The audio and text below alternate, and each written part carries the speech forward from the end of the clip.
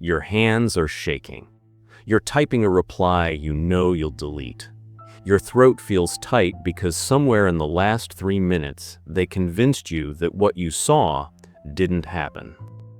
And here's what kills you.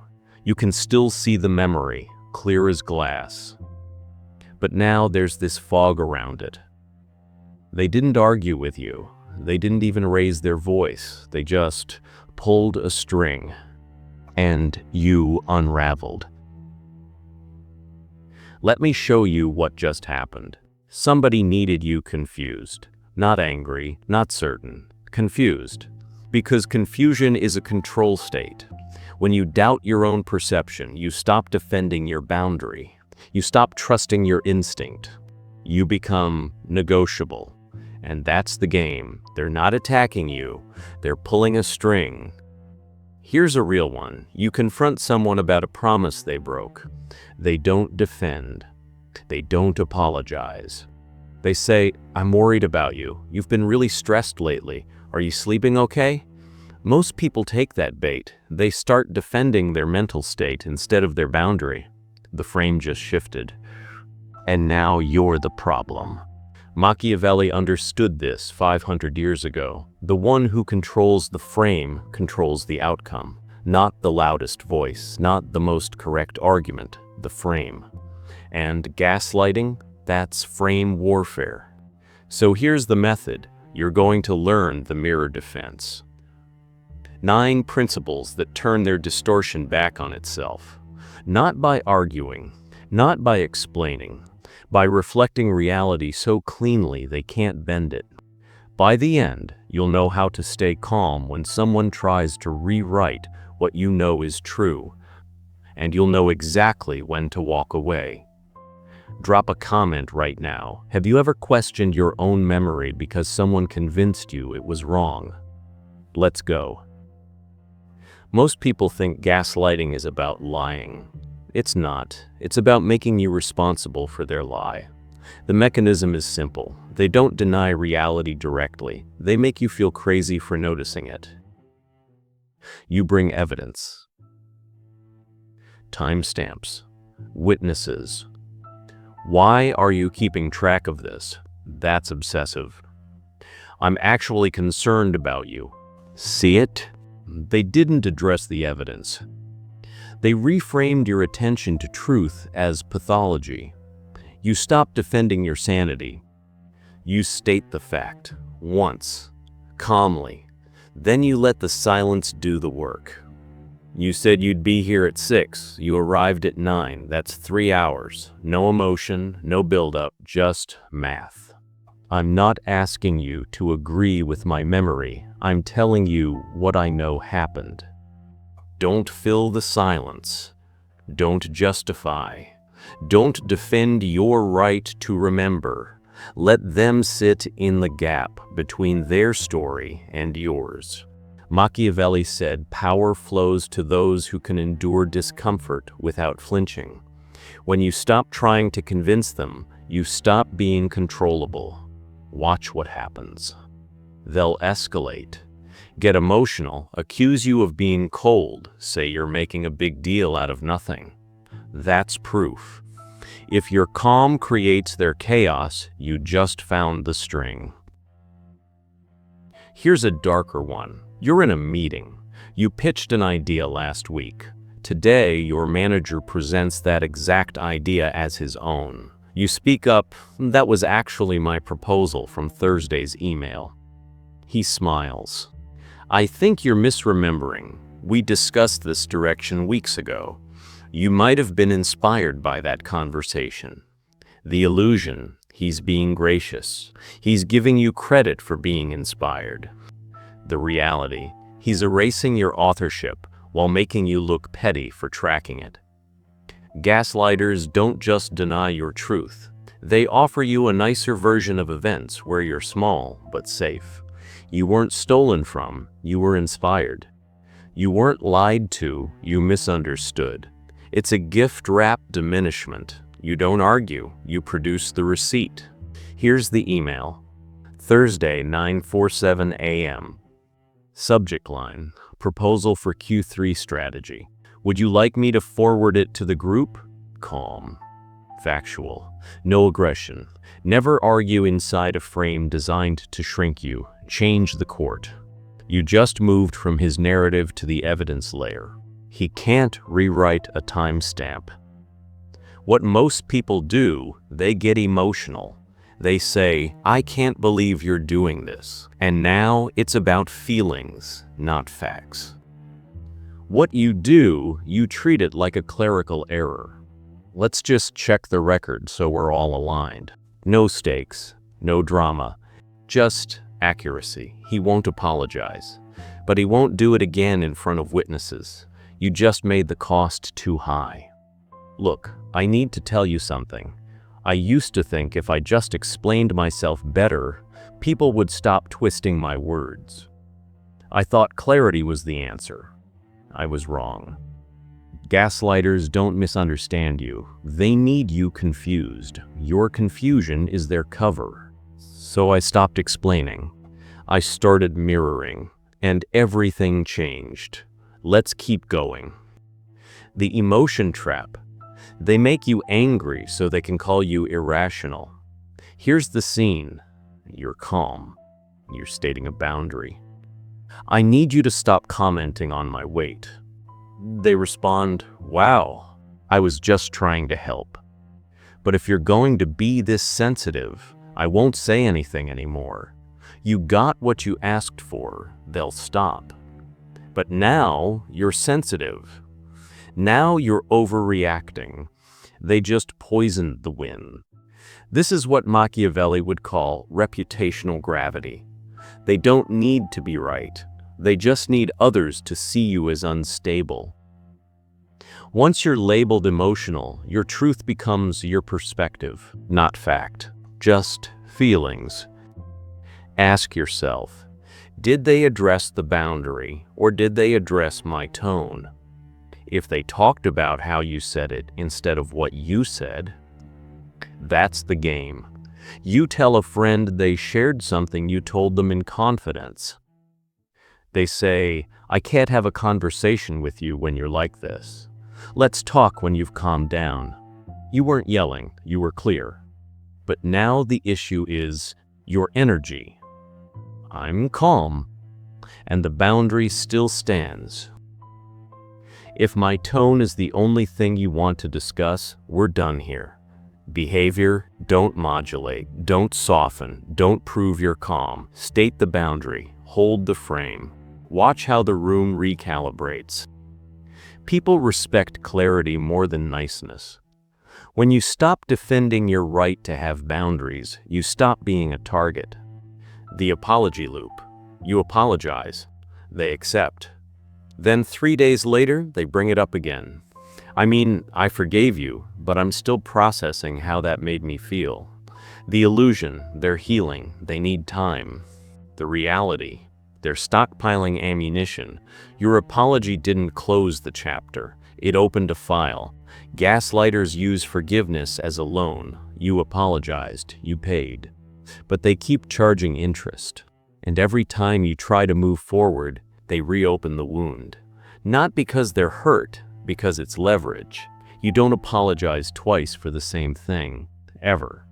If they bring it up again, you say, we addressed this, I apologized. If that wasn't enough, tell me now so we both know where we stand. I'm not relitigating something I already took accountability for. Behavior, don't re-explain. Don't add context, don't apologize again. You already paid that bill. Forgiveness that comes with a subscription fee isn't forgiveness, it's control. Escalation ladder, soft, we've already talked about this. Firm, I'm not doing this again. Exit, walk away. Literally, mid-conversation if necessary. When you stop feeding the loop, it dies. And so does their power. The audience play.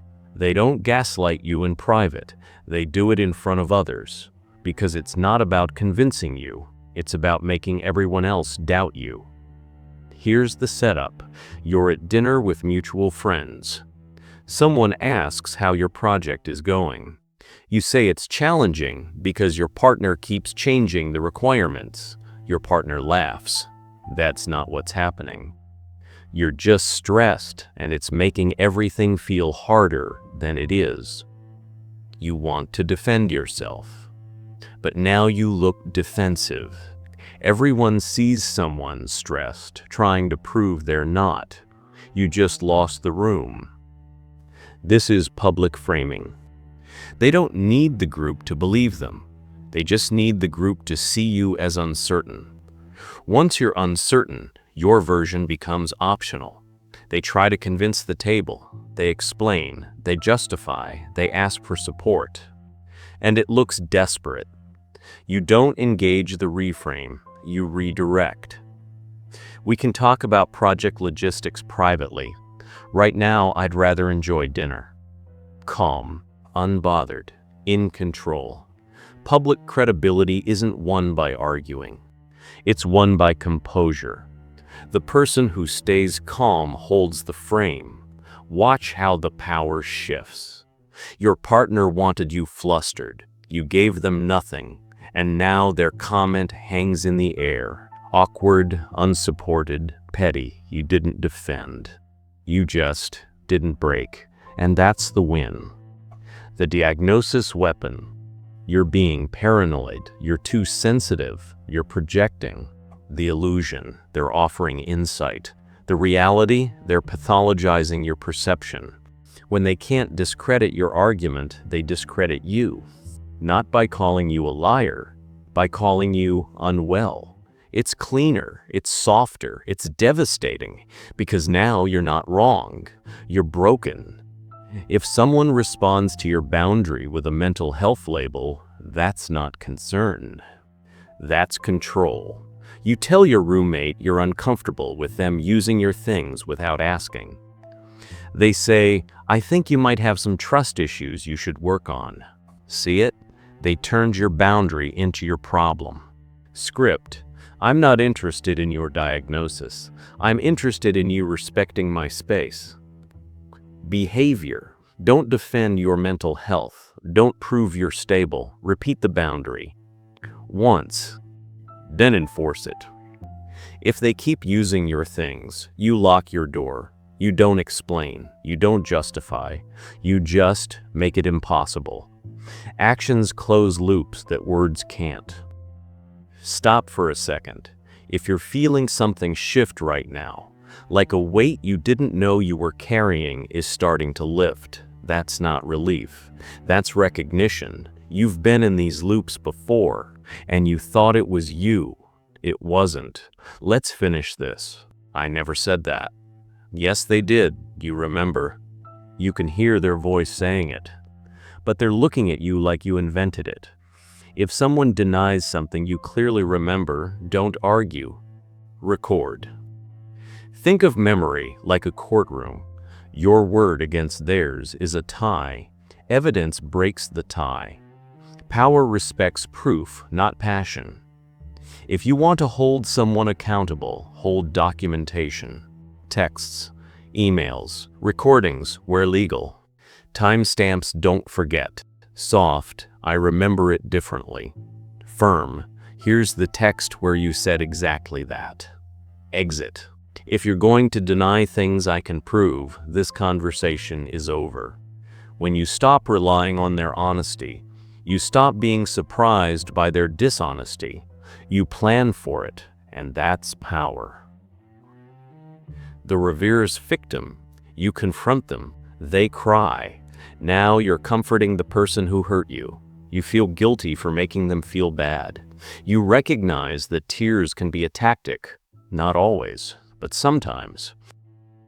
Emotion isn't evidence of innocence. Some people cry to stop the conversation. Some people collapse so you'll carry them. And some people make you the villain so they don't have to be accountable. You told 3 people something I asked you to keep private. Them, tears. I can't believe you think I'd do that on purpose. I'm a terrible friend. I don't know. Now, you're reassuring them. They abandon the boundary to soothe the tears. The person who can't tolerate another's discomfort will always lose the confrontation. Because discomfort is where accountability lives. I hear that you're upset, and I still need you to not share my private information. Behavior: don't rush to comfort. Don't apologize for bringing it up. Let them feel what they feel. Your boundary stands. Watch how the rune recalibrates. If they're genuinely remorseful, they'll respect the boundary. If they're performing, they'll escalate. Either way, you'll know. The future fake. I'll change. I'll do better. Just give me one more chance. And you do. And nothing changes. The illusion. They mean it this time.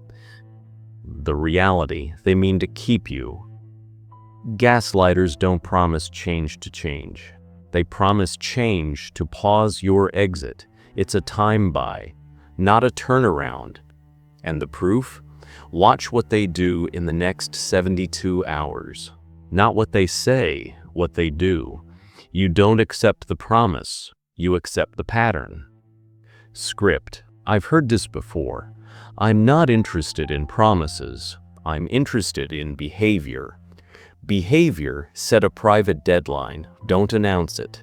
If they don't change in 2 weeks, you're gone. No explanation, no second conversation. You just leave. Belief is cheap. Proof is expensive. Stop buying promises. When you stop letting people audition for roles they'll never play, you stop wasting time on sequels that were never greenlit. You become undramatic. And that's when people start taking you seriously.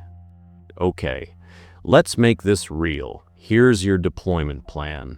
1. Morning ritual, the anchor. Every morning before you check your phone, say this out loud. I trust what I saw.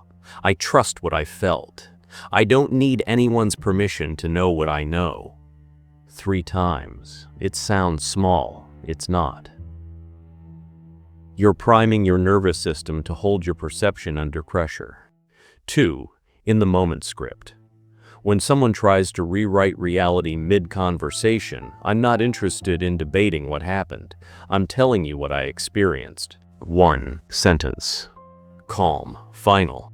Then stop talking. Don't defend. Don't elaborate. Let the silence work. 3. The no explain challenge. For 1 week, stop explaining yourself to people who aren't asking in good faith. If someone twists your words, don't correct them. If someone misunderstands your boundary, don't rephrase. Just hold the line. Notice who respects the boundary without needing a dissertation. Notice who escalates when you stop performing. That's your map. 4. Alliance audit. Ask yourself, who benefits when I doubt myself? Who gets uncomfortable when I'm certain? Who asks me to shrink so they can expand? Write 3 names. You don't have to cut them off, but you do have to see them. And then ask, who stays calm when I set boundaries? Who respects no without needing an essay? Who lets me be difficult without calling me difficult? Those are your people. Invest there. 5. Evening review. Every night, 2 questions. 1. Did I abandon a boundary today to keep the peace? 2. If yes, what will I do differently tomorrow? 1 correction, not 10, just 1. This isn't about perfection, it's about direction. Every time you hold a boundary you used to drop, you're rewiring. Every time you stop explaining yourself to someone who's pretending not to understand, you're evolving. You're becoming unmanageable. And that's exactly the point. If you made it here, you're not like most people. Most people would have clicked away the second this got uncomfortable. But you didn't. Because you know something they don't. The person who can stay calm while someone else loses their mind wins. Not because they're louder. Not because they're right, because they're unmovable. Machiavelli said the prince who depends on others' perception of reality is always at the mercy of someone else's narrative. But the one who controls their own frame, untouchable, you're learning to be that. not by fighting, by reflecting. The mirror doesn't argue, it just shows. And when you stop bending your truth to fit someone else's story, you stop being a character in their script. You become the author of your own. Now, use this to protect your dignity, not to exploit. Use this to stand firm, not to manipulate. Because the goal isn't to become them. The goal is to make sure they can never pull your strings again. If this rewired how you see power, hit subscribe. Next video, how to identify the exact moment someone decides you're no longer useful and what to do before they discard you. And drop a comment right now with one sentence. I will not explain my boundaries to people who pretend not to understand them. Say it. Lock it in. Your hands aren't shaking anymore. You're not typing. You're not explaining. You're just done. And that's the whole game.